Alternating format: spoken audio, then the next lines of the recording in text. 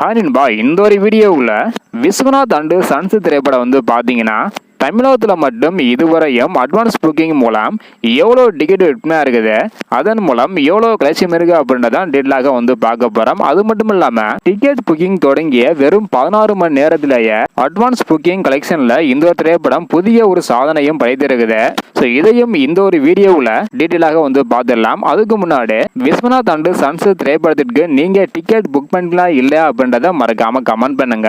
இன்னும் நம்ம சேனலை சப்ஸ்கிரைப் பண்ணாமல் இருந்தீங்கன்னா மறக்காம பண்ணிக்கோங்க.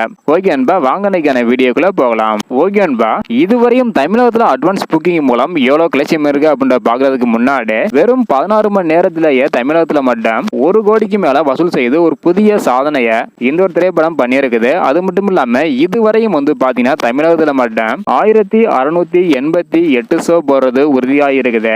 1,10,530 டிக்கெட் வந்து விற்பனையா இருக்குது.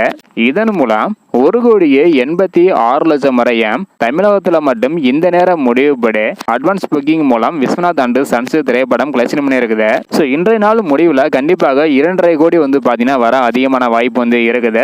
ஸோ வெயிட் பண்ணி பார்க்கலாம் நண்பா. இந்த நேரம் முடிவுபடி தமிழகத்தில் மட்டும் 1,86,00,000 வரையும் கலெக்ஷன் பண்ணி இருக்குது. அடுத்த வீடியோவில் உலகம் முழுவதும் இதுவரையும் அட்வான்ஸ் புக்கிங் மூலம் விஸ்வநாத் அண்டு சன்ஸ் திரைப்படம் எவ்வளோ கலெக்ஷன் இருக்கு அப்படின்றத அடுத்து வந்து பார்த்துடலாம். இந்த வீடியோ பார்த்தீங்கன்னா மறக்காம எல்லாருக்குமே ஷேர் பண்ணுங்க. தேங்க்யூ.